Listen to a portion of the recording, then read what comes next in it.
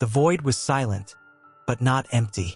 Even here, beyond the farthest Imperial patrols, something stirred. A ripple through the currents of the immaterium, a bruise across the face of reality. Astropaths screamed in their sleep. Navigators gouged out their own eyes to blind themselves from what they saw coming. For a moment, even the demons of the warp paused and listened. Then it came. A figure torn from another reality, hurled into the galaxy like a weapon. Not a demon, not a god, something older, something angrier. His body crashed into the soil of a nameless, half-dead Imperial frontier world with the force of a meteor.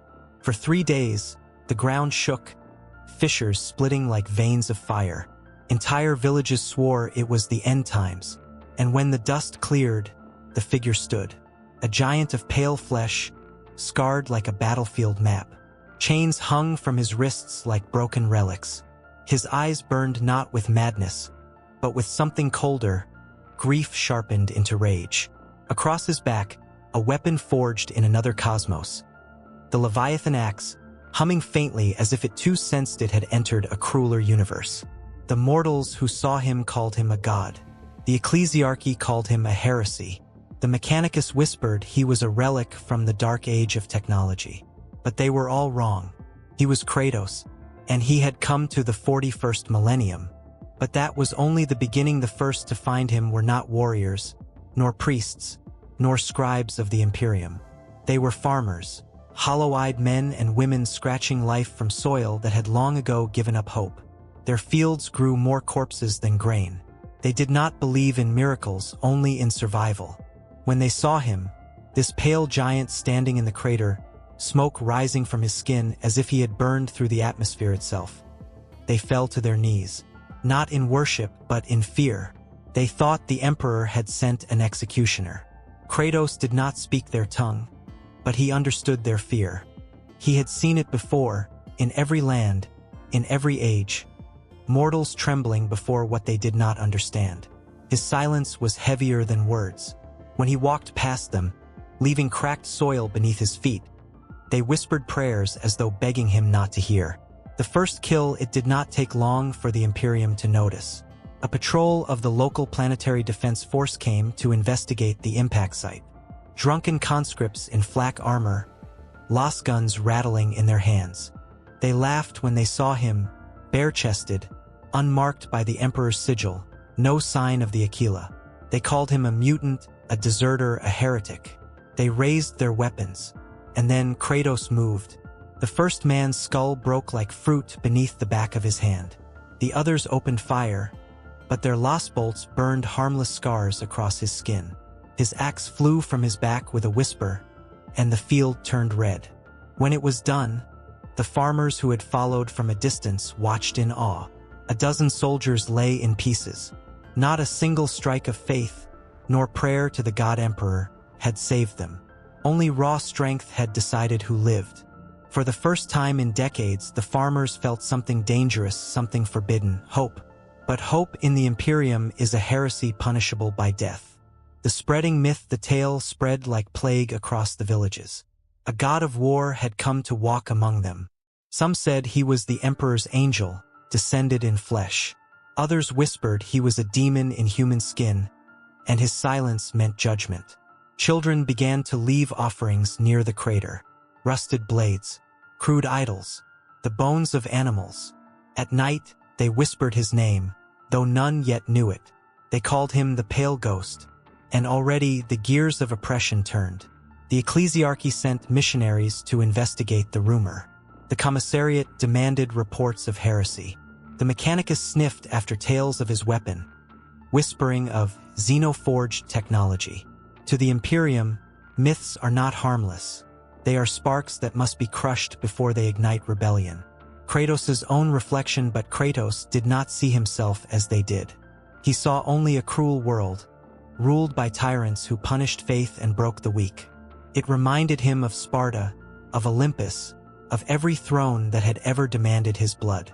And deep in his chest, where grief lived like a parasite, he thought of his son. Boy, the word almost left his lips, but he swallowed it, for there was no answer. The stars here were silent. Still, something inside him stirred. The endless war of gods and men was not over.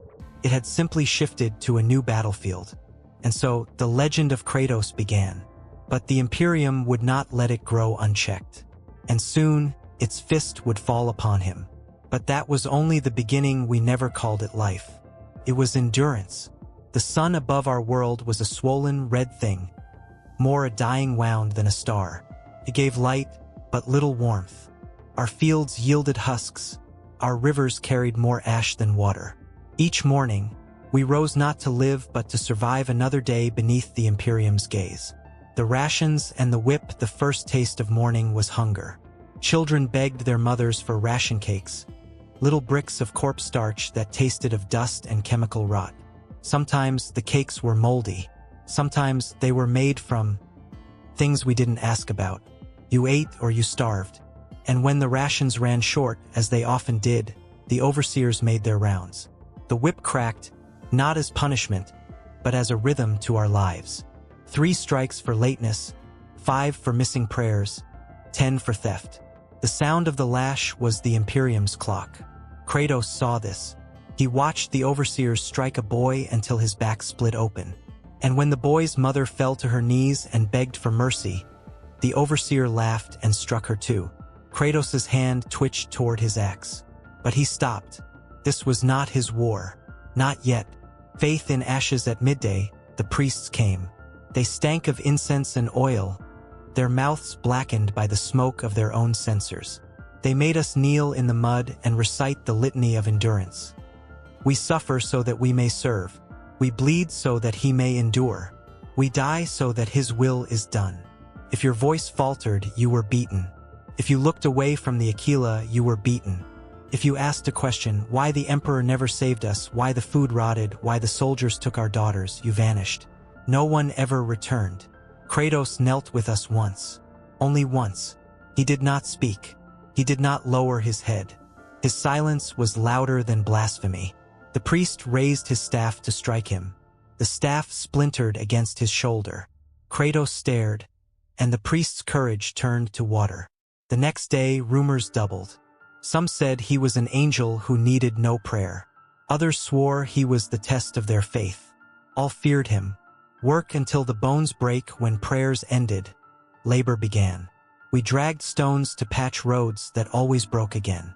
We hauled grain sacks that weighed more than men, though the sacks were nearly empty. We built statues to the emperor with hands that shook from hunger. Every night, we collapsed in hovels that stank of smoke and sweat, dreaming of food that would never come. Kratos worked with us. He did not complain, nor bow to overseers. When the loads were too heavy, he lifted them alone. When a man's body failed him, Kratos shouldered both the man and the burden. He said no words of comfort, only grunted as though effort itself was a prayer. But in the eyes of the hopeless, his silence became something else. A story. The pale ghost carried the stones of 10 men. The pale ghost cannot starve. The pale ghost will break the chains. And so, as the routine of suffering continued, so too did the legend grow. Madness in the shadows. But life in the Imperium is not merely hunger and labor. It is the slow unraveling of the mind. At night, in the hovels, we heard whispers. Some claimed they were the voices of saints. Others said they were the laughter of demons. A man once tore out his own eyes, screaming that he could see too much. A girl drew the Aquila into her own flesh with a shard of glass until she bled out. Faith, madness, hunger, fear. These were our seasons. And Kratos walked among them like a storm that had not yet broken. But storms never wait forever. And soon, the Imperium's eye would turn fully upon him. But that was only the beginning. The Imperium does not tolerate legends. When whispers of the pale ghost reached the ears of the overseers, they acted as the Imperium always acts, with fear disguised as faith, with cruelty dressed as order. The Commissar arrives. He came in black, a shadow carved into human shape.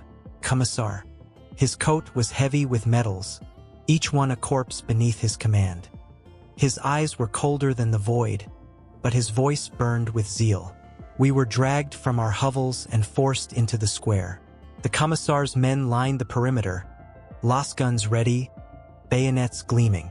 "Brothers and sisters," the Commissar began, "there are lies among you, false hope, heresy." His hand fell upon the bolt pistol at his side. "Hope belongs only to the God Emperor, and heresy is death." He pulled a man from the crowd at random, an old farmer whose only crime was trembling too loudly. The Commissar asked if he had seen the ghost. The man nodded, too terrified to lie. A single shot split his skull, spraying the mud with red. The Commissar did not flinch. The Emperor protects. Another name was called. Another denial. Another execution. Hope died one body at a time. But Kratos watched from the crowd, silent, his fists curling tighter with each crack of the bolt pistol. The priests' rituals, when the executions ended, the priests began their work. They set fire to the hovels, claiming purification. They forced us to kneel in the ash and carve the Aquila into our skin. Children screamed as knives pressed into their palms. Those who refused were cast into the fire. The priests said it was mercy, that suffering was worship, that death was salvation. Kratos did not kneel. He stood, a wall of silence, his scarred skin unmarked by the Aquila. The priests called him abomination. The soldiers raised their guns. The Commissar watched, curious. But Kratos did not strike. Not yet. The machinery of fear. This is how the Imperium holds its worlds. Not with walls or armies, but with fear. Every whip crack, every bolt shot, every sermon. It is a chain. One by one, the chains bind you until you forget what freedom feels like. Until you worship your own tormentors. Until you learn to thank them for the lash. We lived in those chains. Kratos did not. The villagers whispered more boldly now. Some saw him as a savior who would shatter the Commissar's skull. Others whispered he was waiting, judging, deciding who was worthy to stand beside him when the storm came. And still, the Imperium tightened its grip. Patrols doubled. Curfews shortened. The penalty for whispering his name became death. But the more they tried to kill the myth, the stronger it became. Because oppression breeds only one thing in the shadows: rebellion. And the Commissar was not blind. He decided to act. An example would be made. Public crucifixion. And the pale ghost was chosen. But that was only the beginning. The day began with smoke. We were roused from our hovels by the butt of rifles, herded like cattle into the square. The Commissar's voice echoed across the crowd. "Heresy thrives when left unchecked. Today we burn it from your flesh." And then we saw him, Kratos, bound in chains as thick as a man's arm. Iron spikes pierced his wrists, dragging trails of blood across the stones. 6 soldiers strained to pull the chains, but still he walked, steady as a mountain, unbowed. To see him captured broke something inside us. If even he could be taken, then what hope had we? Yet when his eyes swept across the crowd, there was no defeat in them. Only the cold patience of a storm not yet unleashed. The crucifixion, the priests prepared the cross of steel and wood, a relic of punishment older than memory. They spoke litanies of fire and purity as they nailed him in place. Each strike of the hammer rang like thunder. His blood dripped down, mixing with the ash of the square. The Commissar raised his voice. "Behold, the false idol. Behold the fate of heresy." Children were forced to watch. Mothers held their faces down, but the soldiers beat them until they looked. Kratos did not cry out, not when the nails tore through him, not when the priests spat their prayers. His silence was louder than screams. The spark, it should have ended there. A lesson in obedience, another body broken beneath the Aquila. But it didn't. When the sun dipped low, and the priests lit the pyres for the final act, something shifted. The crowd pressed closer. Whispers rose. "The pale ghost does not die." The Commissar barked orders. Soldiers shoved rifles into the crowd, but still the whisper grew. The villagers' hunger, their fear, their grief. It boiled into something dangerous. One man threw a stone. Another followed. The air filled with rocks, mud, curses. And then the soldiers fired. The square erupted in screams. Mothers clutched children as lost fire cut through them. Men fell into the mud, smoking holes in their chests. The priests called it righteous slaughter. The commissar called it order. But Kratos saw only Sparta. He saw Olympus. He saw gods who feasted while mortals bled. And the chains broke. The unleashing the sound was not metal breaking. It was the sound of inevitability. The chains snapped as if made of twine. The nails tore free. The cross splintered beneath him. Kratos fell to the square not as a prisoner, but as a predator. His axe flew into his hand as though it had been waiting. The commissar drew his bolt pistol, but it was too slow. One swing split him in half from shoulder to hip, his metals scattering into the mud like mockery. The priests ran, their censers swinging wildly, prayers turning to screams. Soldiers fired, but their shots found only death. Kratos was upon them, ripping through armor, cleaving men into halves and quarters. The crowd watched, paralyzed. And then, something broke in them. The villagers surged forward, seizing dropped rifles, swinging stones, even tearing soldiers apart with bare hands. Hunger had been their master, fear their god, but in that moment, rage became their weapon. The square became a slaughterhouse, not a rebellion, not yet, but the first spark of one. And at the center of it, drenched in blood and smoke, stood Kratos, the pale ghost, the god who would not kneel. But the Imperium does not forget rebellion, and vengeance was already on its way.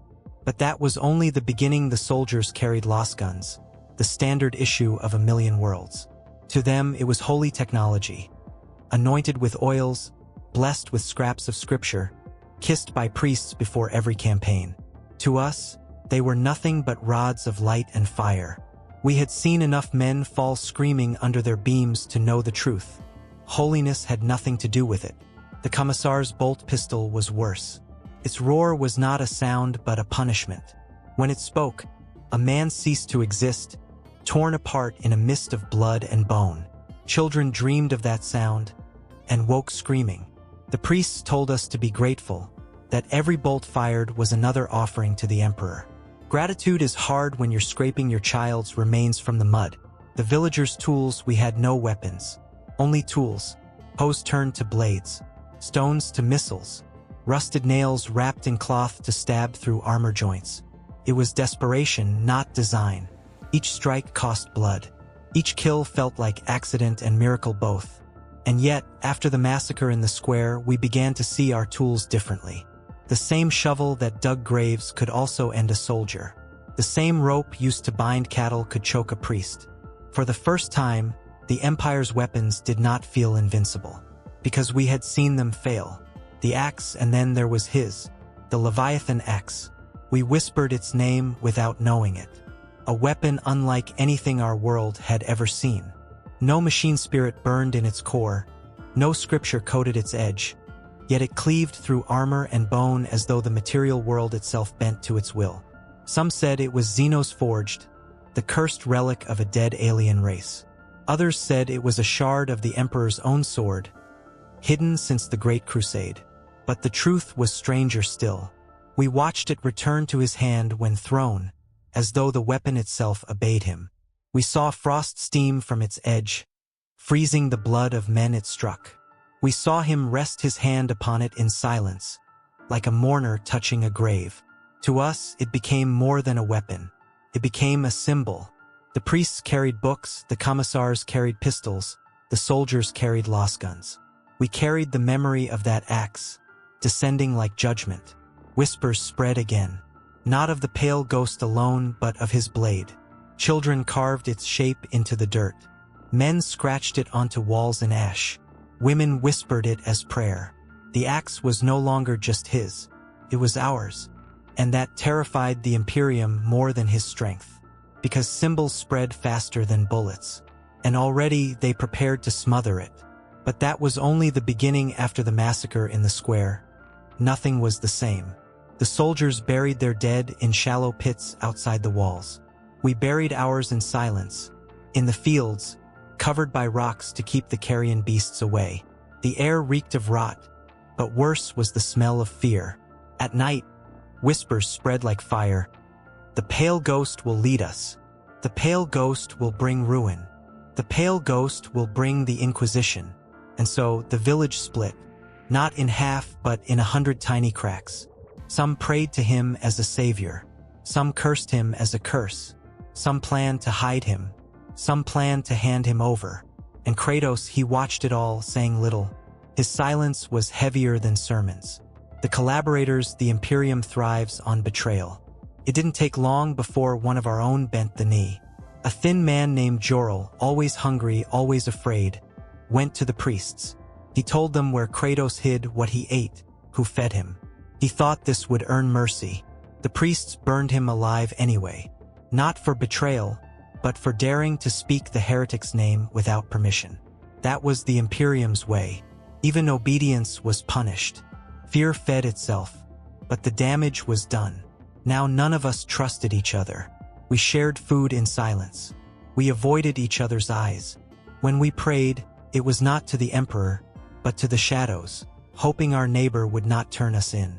Small acts of defiance, yet even in fear, rebellion smoldered. A girl stole a lost pistol from a soldier's corpse and hid it under her floorboards. A mother painted the shape of the axe in her child's cradle, whispering it would protect him. A farmer buried grain instead of giving it to the tithes, saying the pale ghost would need it more than the emperor. Each act was tiny. Each act could mean death. But together, they were the beginnings of resistance. Kratos never asked for it. He never called for rebellion. But still, it grew around him. The broken trust, it could not last. One night, soldiers stormed the hovels, dragging families into the square. Someone had betrayed us again. The priests claimed a family had hidden the pale ghost. A father, mother, and their 2 children. The commissar was dead, but his replacement was worse. A younger man, eager to prove himself, with eyes that gleamed at cruelty. He ordered the family executed, not by bolt pistol, but by the lash. 100 strikes each. The mother died after 30, the father after 60, the children after 90. The villagers watched in silence, too afraid to intervene. Even Kratos stood still, his eyes locked on the boy who had done the betraying. A boy no older than 12, sobbing into the commissar's boots, begging for mercy, claiming he had no choice. The Imperium smiled upon him. We spat in our hearts. But Kratos said nothing. His silence was not approval. It was judgment, and that silence weighed heavier than any lash. The shattered community, we were broken long before the ghost came. Hunger had taught us cruelty. Fear had taught us betrayal. The Imperium had taught us despair. But his presence forced us to face it. Every betrayal cut deeper.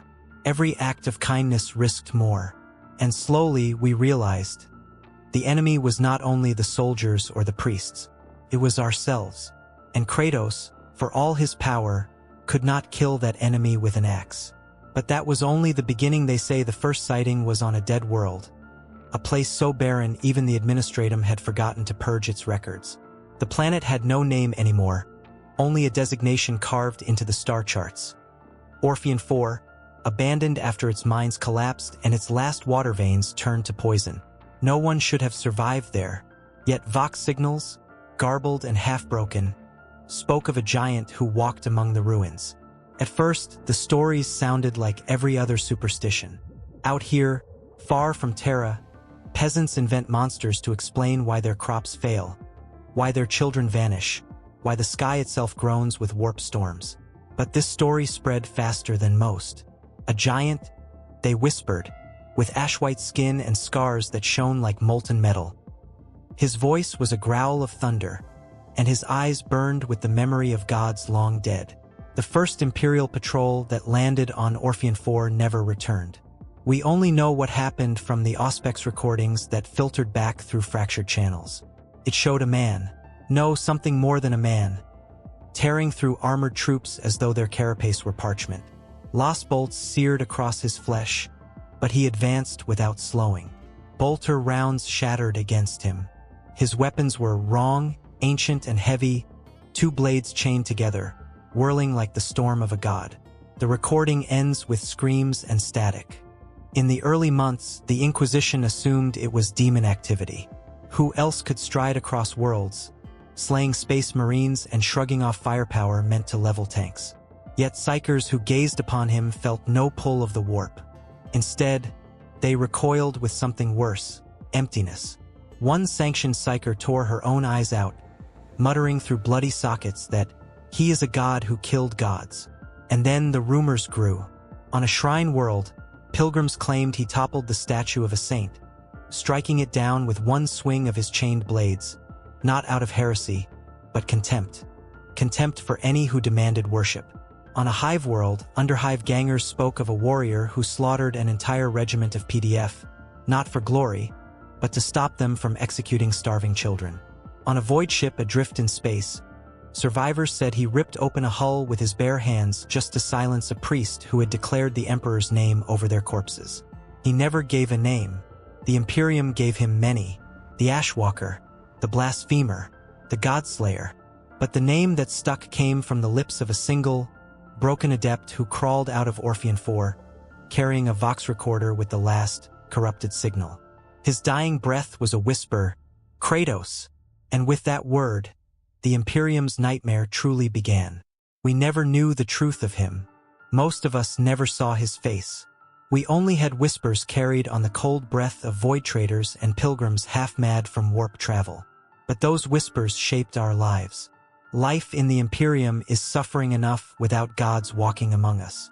In the Habs, food was already a rumor. We queued for hours for a bowl of nutrient paste that tasted like metal and mold, praying the Adeptus Administratum's tally clerks would not decide the rations were better sent elsewhere. And if you complained, the enforcers came. They would drag you into the square, strip you of your clothing, and nail you to the shrine wall until your body was nothing but bones.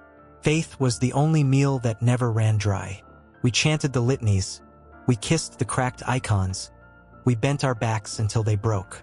And when someone faltered, when someone whispered, "Maybe the Emperor does not hear us," they burned.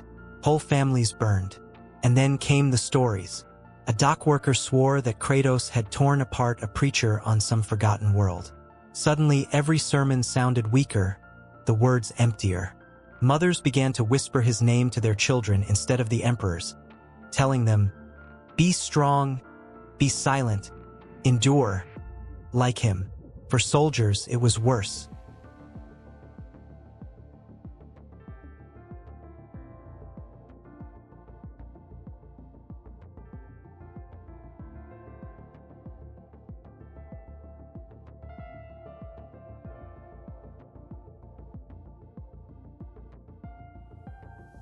The Imperium does not tolerate doubt. Doubt is heresy, and heresy is death. When the first whispers of Kratos reached the ears of the Administratum, they dismissed them as superstition. When those whispers spread into hymns sung in secret, when children drew crude murals of a scarred man with chained blades, when soldiers muttered his name before battle instead of the Emperor's, then the Imperium sharpened its claws. They began with the sermons. Ecclesiarchal priests thundered from pulpits, their voices amplified by Vox systems until they rattled the bones of the faithful. Beware the false idol. Beware the deceiver, the blasphemer, the god-killer. For there is no strength but the Emperor's, no salvation but in his light. But their words rang hollow.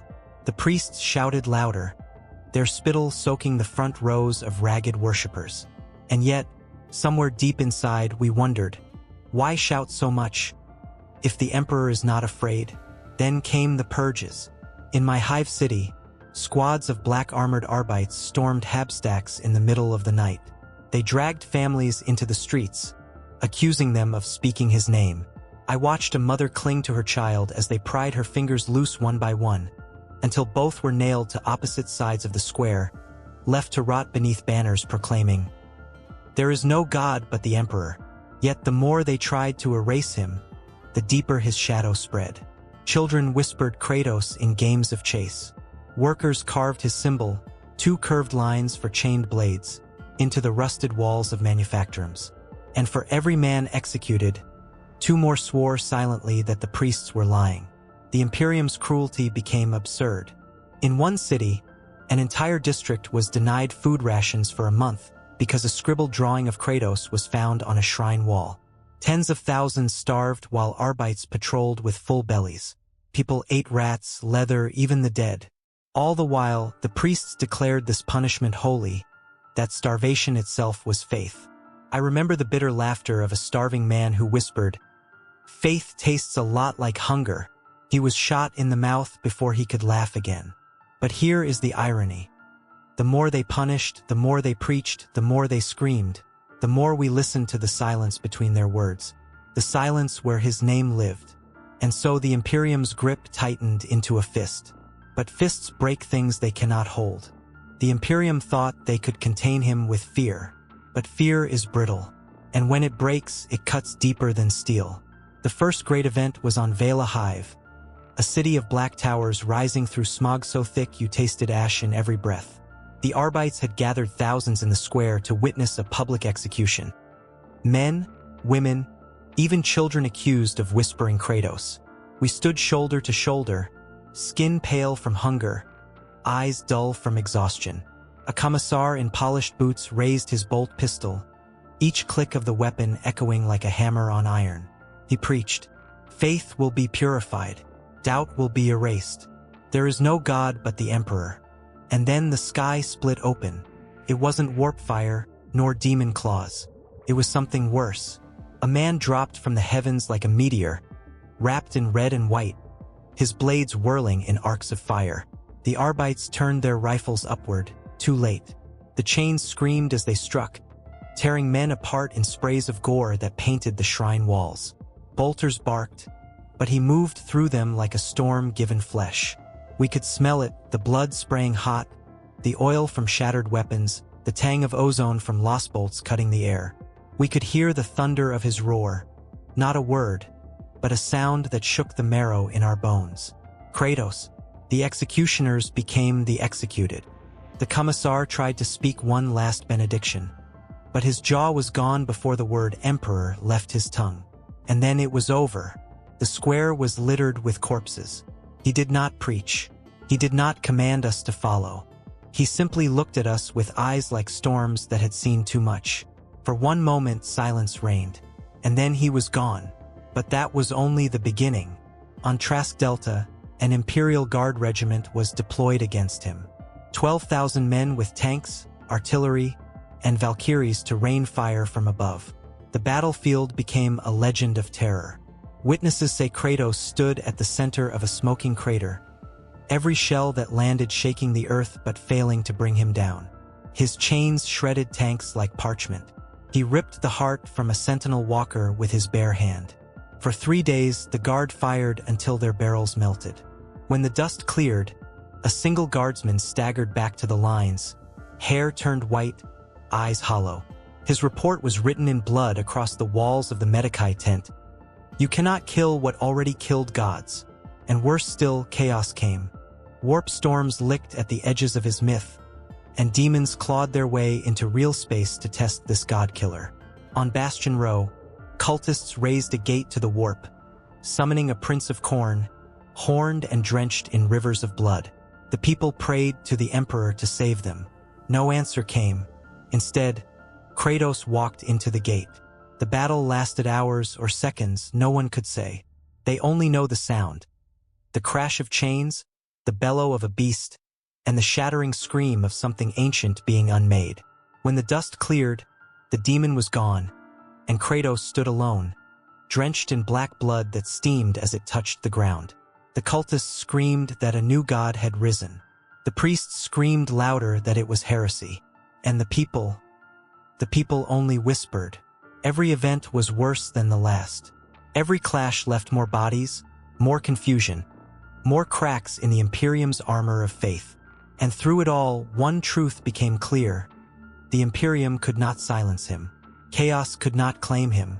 And we, the people caught in between, could only watch as our world tore itself apart. The Imperium loves symbols. Every lost gun carries the Aquila stamped into its stock. Every helmet is painted with purity seals, inked in blood and prayer. Even the Emperor himself has become more symbol than man, a corpse-thrown idol burning as propaganda across a million worlds. But Kratos carried symbols far older. Far more terrible, the blades of chaos. No one who saw them forgot them. Twin swords chained to his flesh, their metal blackened by ancient fire. When he swung them, they screamed, a high, tearing shriek, like metal begging to die. They whirled in wide arcs, carving men into fragments, setting the very air alight. To the Imperium, they were heresy incarnate. No weapon is holy unless it bears the Emperor's sigil. These blades bore only the memory of a world long dead. They did not shine with the machine spirit's blessing, nor respond to the canticles of the Mechanicus. Instead, they moved with one master alone, Kratos. The Adeptus Mechanicus declared them abominations. Tech priests chanted that the chains were warp-tainted, that they defied the Omnicia. They sent Scutarii to capture him, to seize the relics for dissection. The Scutarii returned as piles of burning scrap. But to the people, the chains meant something else. Workers etched crude copies of them onto hab walls. Children tied strings to broken knives and swung them, pretending to be the god-killer who feared nothing. Even in starvation, even in misery, the chains gave shape to defiance. And for that, the priests outlawed them. Anyone caught engraving the symbol of two curved blades was branded a heretic. I saw men executed for carving it into bread crusts. Women burned because their children had drawn it in the dust with a stick. Still, the chains spread, a forbidden symbol stronger than the Aquila itself. And then there were the scars.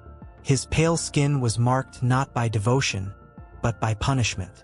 Wounds that no man should survive. Stripes across his arms, his chest, his back, each telling a story of battles no imperial record could contain. To the priests, they were proof of damnation. To the Mechanicus, they were blasphemous flesh machinery. But to us, they were proof of endurance. Proof that a man could be broken 1,000 times and still rise. Even his silence became a weapon. The Emperor's servants speak always, drowning us in sermons, orders, chants, and threats. Kratos spoke rarely, and when he did, it was in short, harsh words that carried more weight than whole libraries of scripture.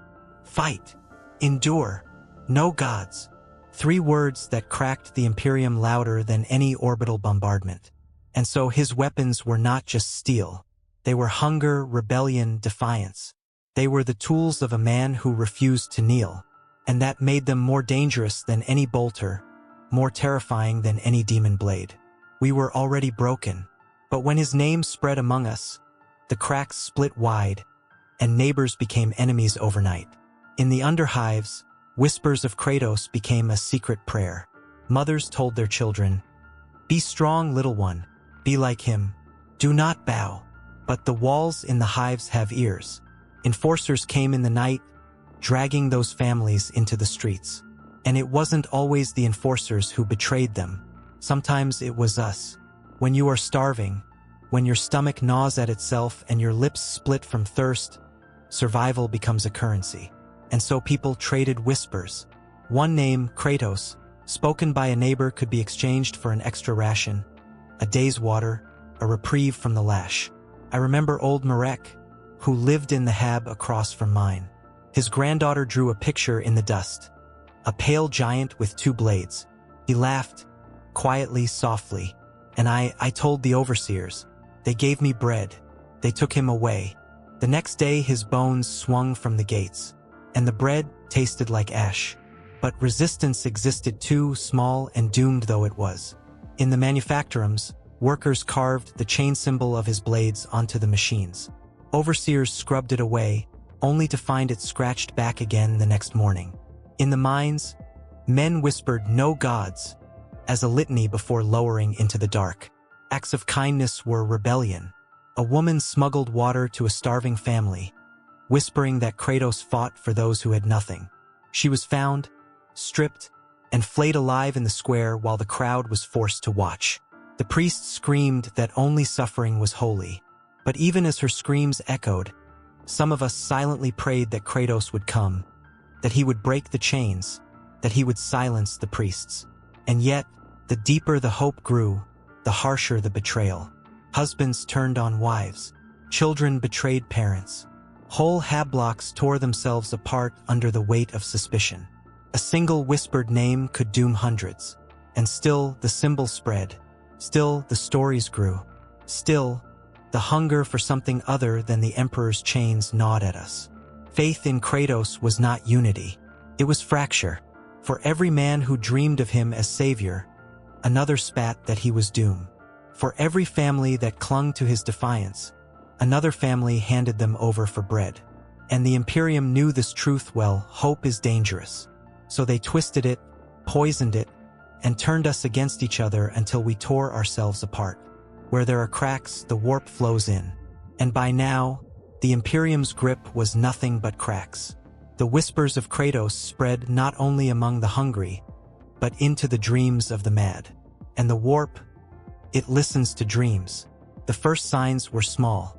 In the underhive of Scarvos, a man began carving the chain symbol into his own flesh. He claimed the blood itself spelled "no gods" when it dripped onto the stone. The priests executed him, but his body twitched for 3 days after, whispering Kratos with every breath. On Gaethus Prime, a group of miners refused to kneel in prayer before the shrine. They painted their faces white with ash and swung chains in imitation of his blades.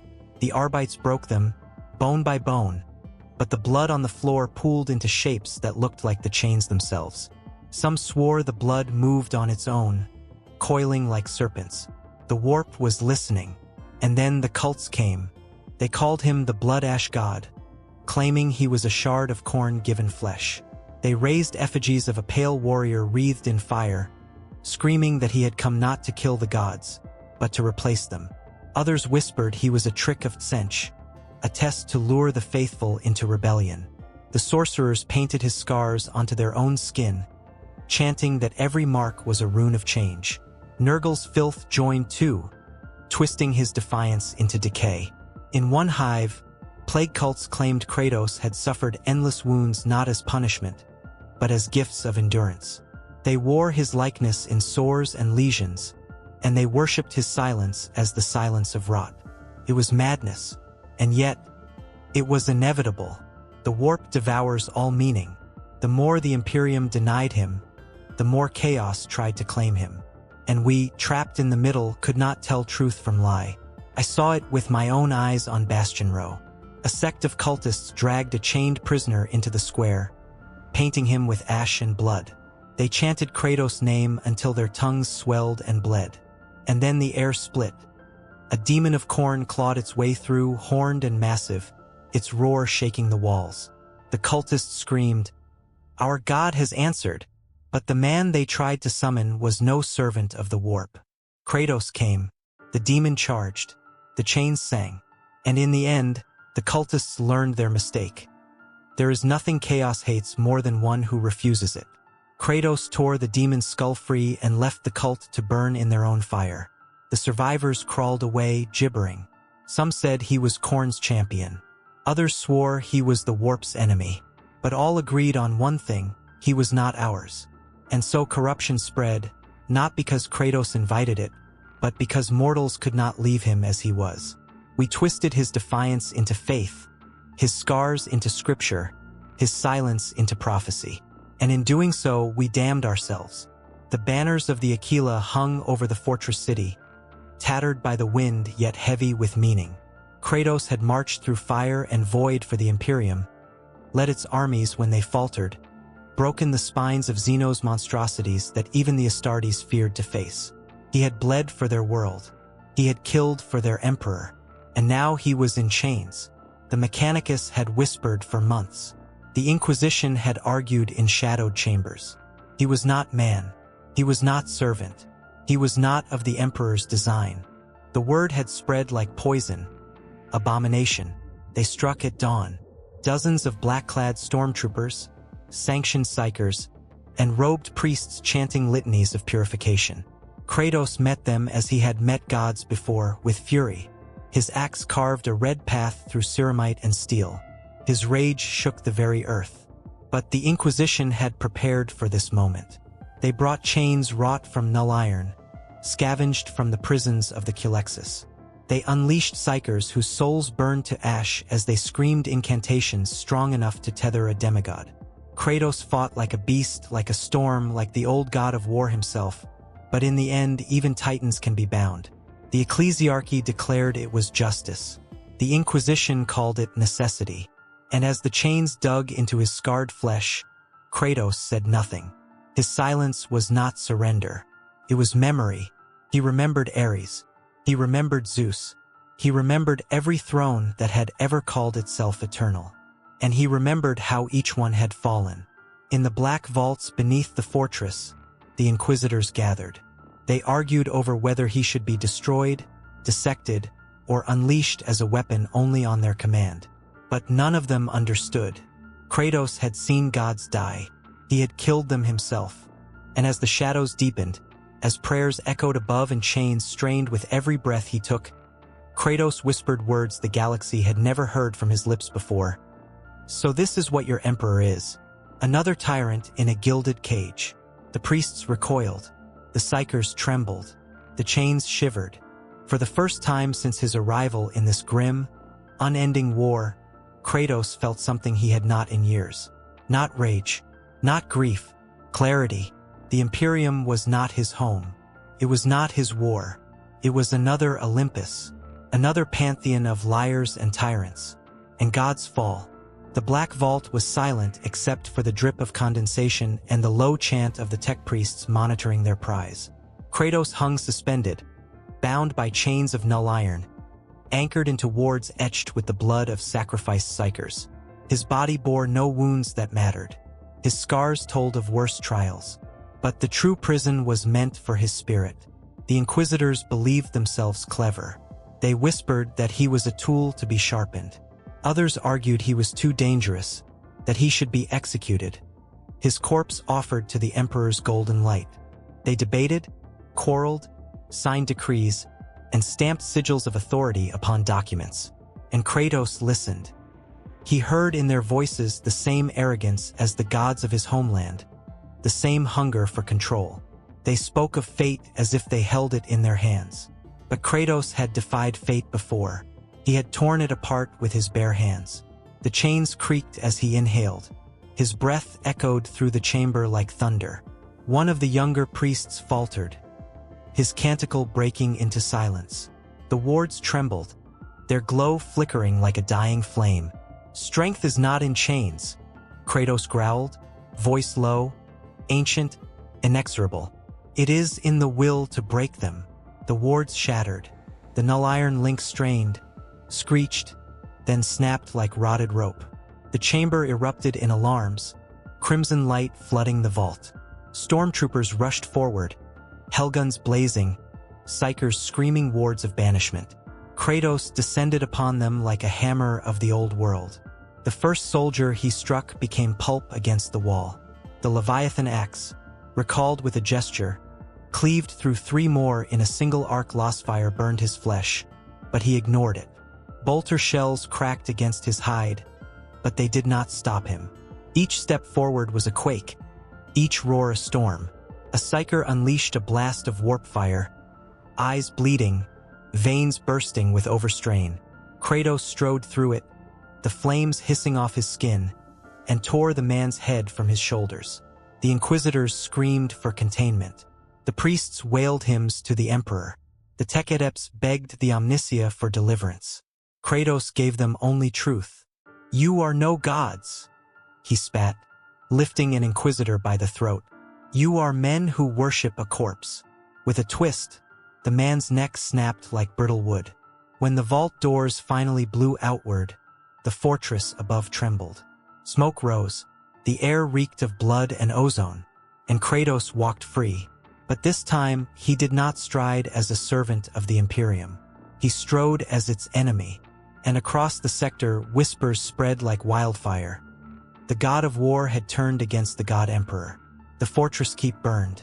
Its walls, once thought impregnable, were painted in the blood of its defenders. Kratos did not move like a man. He moved like inevitability, each strike tearing down centuries of fear and obedience that bound mortals tighter than chains.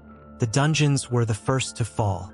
Prisoners, deserters, heretics, conscripts, even broken civilians caught in the gears of the Imperium, looked up when the doors shattered.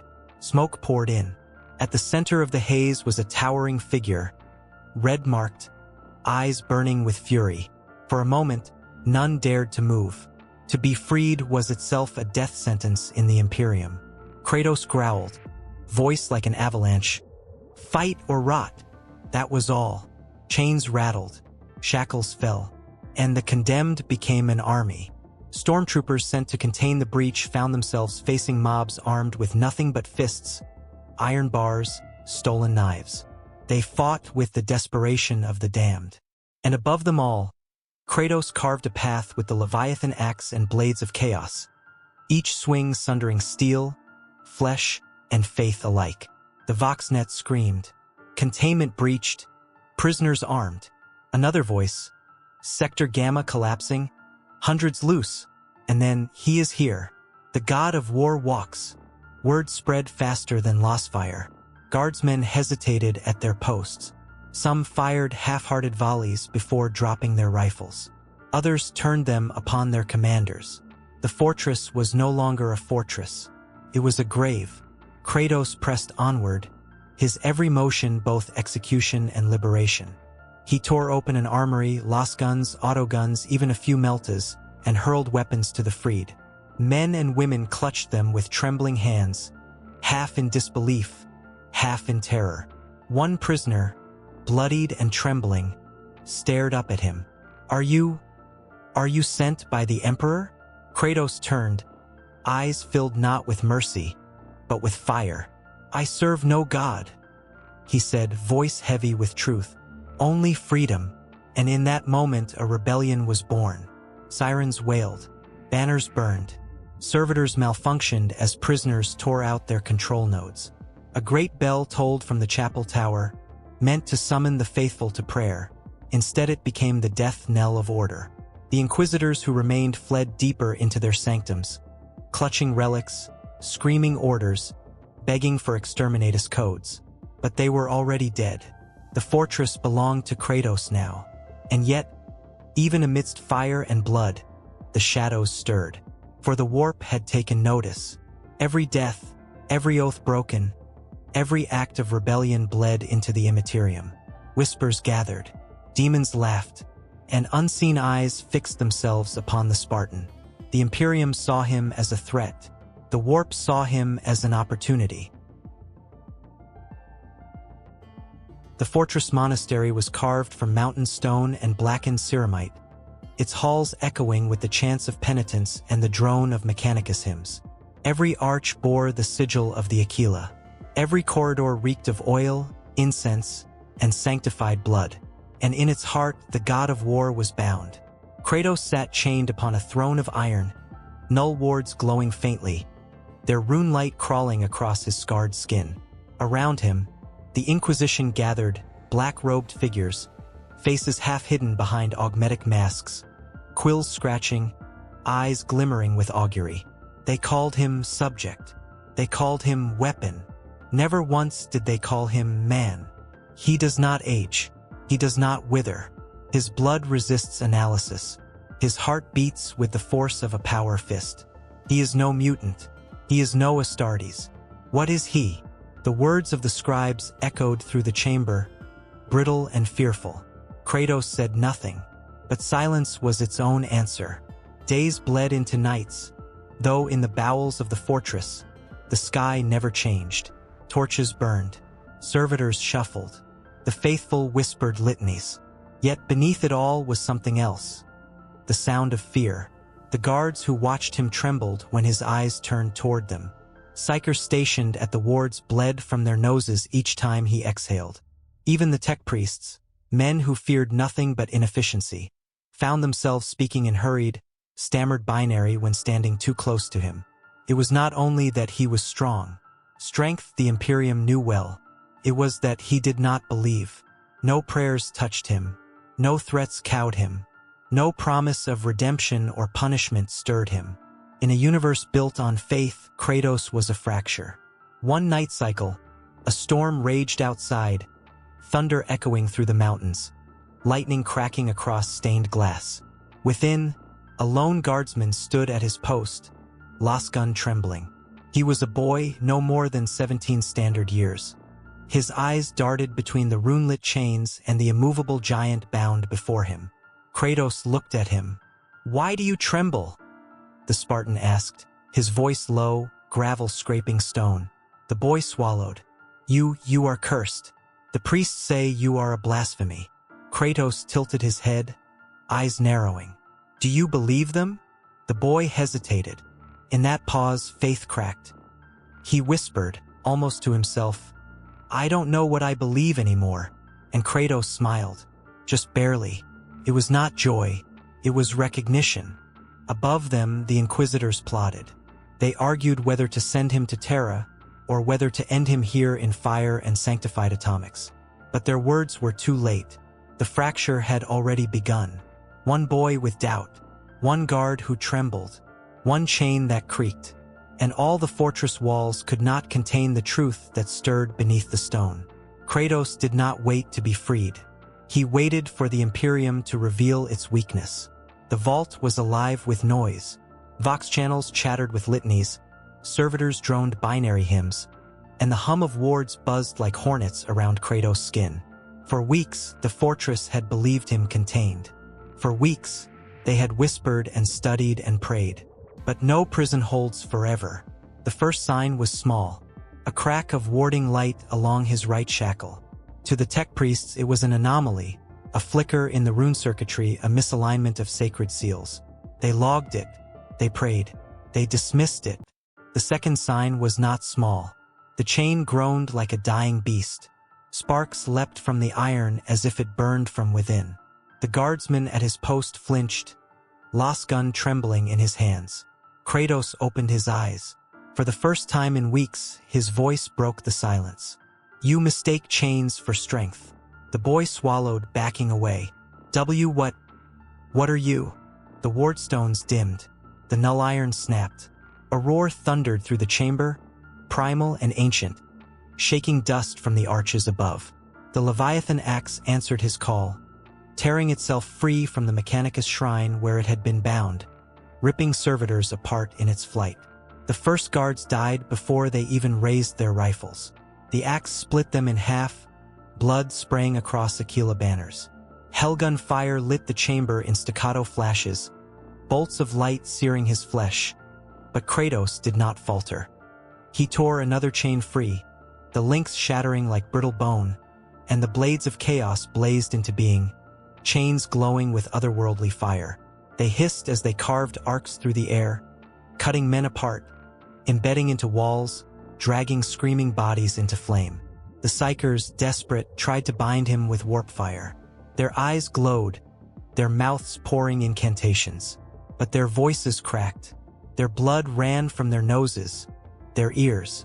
The wards could not cage him, and their faith faltered before his wrath. "Containment breach! Seal the vault! Emperor, protect us!" The cries were drowned in thunder. Kratos advanced, every step a quake, every roar a storm. A stormtrooper squadron fired point blank, hellguns burning holes in his chest. And still he came, smashing one soldier into the stone floor, hurling another into the ward pylons, the man's body bursting like rotten fruit. At the chamber's edge, the young guard, the boy who had admitted doubt, froze. His lost gun shook in his hands. Kratos turned toward him. For a heartbeat, the boy thought death had found him. But instead, the Spartan nodded once. Not mercy, not kindness, recognition. The boy dropped his weapon. And that was the moment the fortress began to fall. Alarms shrieked through the mountain halls. Bells tolled. Sirens wailed. Inquisitors screamed orders into Vox channels. Contain him, destroy him, burn everything. But they were already too late. The god of war was free, and he walked not as servant, nor as prisoner. He walked as wrath itself. The vault doors blew apart, iron shrieking as hinges tore free. Kratos emerged into the fortress halls, smoke curling around his shoulders, chains trailing like broken serpents. Behind him lay a chamber of corpses. Priests, soldiers, psychers, all silenced. The alarms wailed louder now, the entire fortress alive with panic. Bells tolled from the chapel towers, their solemn chimes meant for prayer now sounding like death knells. Servitors dragged weapon crates into barricades.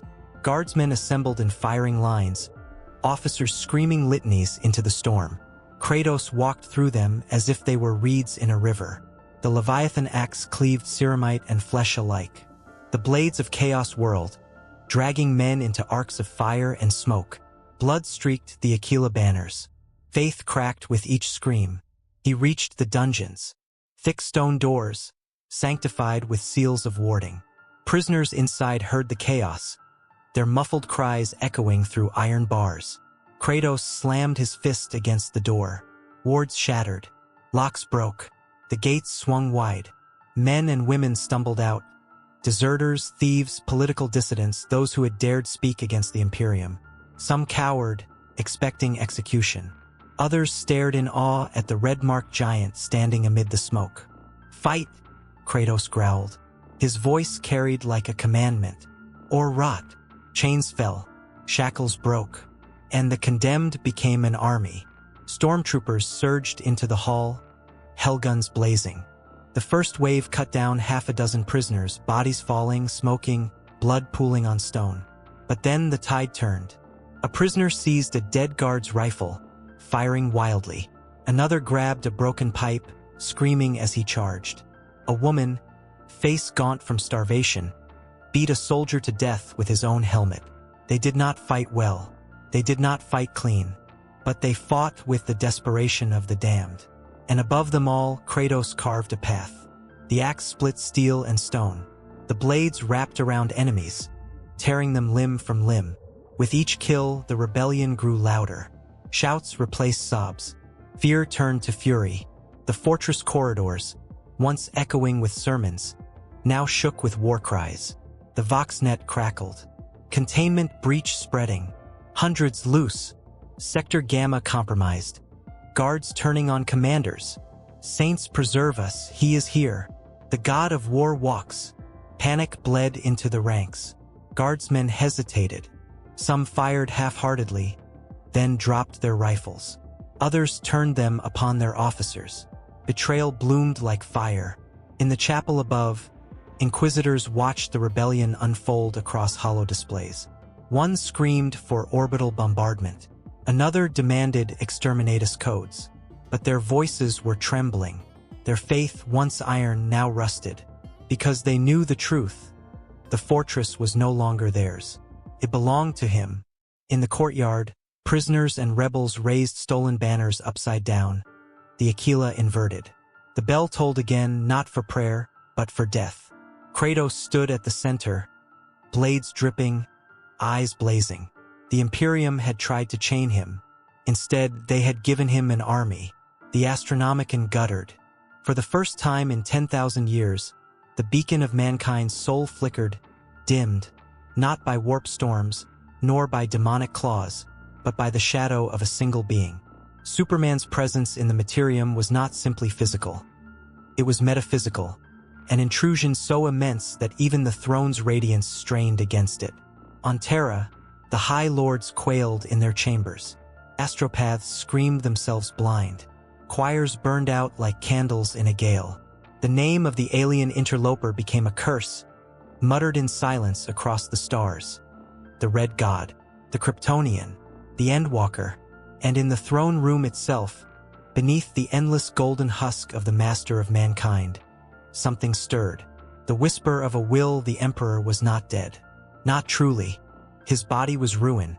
His soul stretched thin through the Imperium's desperate bindings, but his will endured. And in that moment of crisis, when one being threatened to undo 10 millennia of sacrifice, that will tightened. A psychic pulse rippled outward from Terra, invisible yet irresistible. Entire populations dropped to their knees without knowing why. The black ships howled with resonance. Navigators wept, for the Astronomicon blazed brighter, sharper, as if it had focused into a spear of pure defiance. Kelal, alien god of another sun. The words reverberated, not through ears, but directly into the marrow of existence. You will not unmake my species. The Kryptonian at war Superman heard it. Across the void, on the desecrated ruins of Kolf, where he had been tearing apart ultramarines and demons alike in a single monstrous rampage, he froze. His head lifted, his eyes, burning twin furnaces, narrowed. He recognized the presence. It was not like the chaos gods, not a roiling cacophony of hunger and lies. This was clean, razor-sharp, unyielding, a will honed on sacrifice, endless war, and a dream of mankind's survival. The Emperor, and in that instant Superman smiled. A thin, humorless smile. "At last," he whispered. "Someone worth breaking." The warp shudders. What followed was not a duel of fists. Not yet. It was a clash of presences. Superman's very being bent reality around him, forcing planets to quake, stars to gutter. The Emperor's psychic defiance rose like a wall, channeling the faith of trillions into a bulwark. Every guardsman's whispered prayer, every sister's hymn, every desperate gasp of hope became a strand in the barrier. And still the Kryptonian pushed. Cultists combusted as his rage spread. Demons shrieked as his will suppressed their warp-born essence. On 1,000 battlefields, mortals thought they saw a man in a red cape walking through fire, his shadow cast across the stars. Terra decides in the chambers of the High Lords. Panic reached its peak. The master of the Officio Assassinorum whispered the unthinkable, deploying all the temples at once. The Fabricator General screamed of weapons yet unfinished, forbidden even by Mars's standards. But Malkador's ghost lingered still in the psychic residue of the throne, and through it, a fragment of the Emperor's intent was clear. "Hold. Prepare. The Kryptonian comes to Terra. I will meet him here." The calm before collision. The galaxy seemed to hold its breath. The orcs, sensing a greater battle, began to drift toward the Sol system like iron filings to a magnet. The Tyranids, alien hunger incarnate, shifted course subtly, as if instinct drove them toward the gravity of impending apocalypse. Even the ruinous powers, for once, paused their endless games, eager to see which god would bleed. Superman turned his gaze toward Terra, eyes glowing brighter than a dying sun. He did not need a ship. He did not need warp drives. He began to fly, and the warp itself buckled to let him pass. Closing image on the throne. Golden light cracked. Dust fell like tears. The Emperor's desiccated form burned with a radiance unseen since the heresy. And in the silence of that sacred hall, a single word echoed, not from lips, but from the soul of mankind itself. "Come." The sky over Terra, the void above holy Terra, cradle of mankind, split open. No warp storm, no fleet, just a shape, blazing through the void like a comet. A streak of red and blue burning brighter than orbital defense lasers. The entire Sol system trembled as Superman crossed it in minutes, ignoring the minefields, ignoring the defense stations, ignoring the Imperial Navy arrayed like an iron wall. Admirals screamed orders. Nova cannons discharged. Plasma beams and lance fire stitched the dark. Yet nothing touched him. Every blast bent away, heat washing harmlessly over his skin. Ships detonated under the shockwaves of his passage. Hundreds of thousands of souls snuffed out in the wake of one man's arrival. The Kryptonian approached Terra, and the Emperor waited. The thrones awakening, the palace shook. Pilgrims were trampled as millions fled the plazas, chanting prayers through tears. Custodians marched in silence, halberds ready, though they knew their arms were as feathers against the storm. The Sisters of Silence gathered in solemn ranks, their null auras extending like shadows across marble and blood. Upon the golden throne, the Emperor's corpse shrine radiated light, not warm but terrible. The Astronomicon blazed into a white star, guiding not just navigators but faith itself. For the first time in 10,000 years, the master of mankind's presence did not merely sustain, it challenged. Entry through fire. Superman came like a meteor. He broke atmosphere in silence, a ripple of sonic destruction tearing across continents. Oceans heaved. Storms rose from his passage. Across Terra, billions looked up and saw a figure descending, caped like a banner of war, eyes two suns of fury. He landed in the heart of the palace. The impact was an apocalypse. Towers crumbled, Marble plazas split open. The air turned to fire. Thousands died in an instant, vaporized or crushed beneath falling stone. And yet, in the eye of the storm, Superman stood unharmed, stepping forward through the dust like a god come to collect what was his. First contact custodians charged. Golden giants, their halberds singing, each a warrior who could end armies. They moved with precision, with desperate faith. Their weapons struck true. Superman barely moved. Their halberds shattered against his skin. One by one, he swatted them aside like insects, bones breaking, armor folding. Lives ended in golden ruin. But still they came. The custodians never broke. They gave their lives in rivers of blood just to delay his steps, to slow his approach to the throne. The sisters followed, their null presence pressing down upon him like gravity. For the first time, he grimaced. Their silence gnawed at him, dampening the infinite solar engine within his chest. He moved slower. He bled, faintly, from a scratch across his cheek, and his fury ignited. With heat vision like spears of daylight, he swept them from existence, their ashes scattered on holy ground. The voice of the throne, then it came, a sound not heard with ears but with soul. Kal-El. The Kryptonian froze, eyes narrowing. So it's true. You are still alive. The Emperor's will filled the chamber. You should not be here. You are a trespass against the order of this galaxy. Superman smirked. And yet here I stand. You built an empire on lies, on slavery, on fear. I'll tear it down and rebuild it in my image. You will not. The word thundered like a hammer blow. Marble cracked. Reality bent. The Emperor's psychic radiance filled the chamber, his desiccated husk aflame in unseen fire. For the first time since the heresy, his eyes flickered with faint golden light. Clash of Titans, Superman roared, and the air turned molten. The Emperor's psychic storm rose to meet him. Soundless, voiceless, yet the impact shook Terra itself. Fists met with psychic shields. Heat vision clashed with golden wards. Every step Superman took cracked the palace's foundations. Every thought the Emperor wove pushed him back. Across Terra, mortals collapsed, their minds unable to contain even the echo of this duel. Orbiting ships fell silent, their crews dead from psychic backlash. Warp rifts tore open as demons clawed to witness the battle, only to be burned away by the colliding powers. This was no longer a fight. It was a rewriting of reality. Closing image, the throne burned brighter than a star.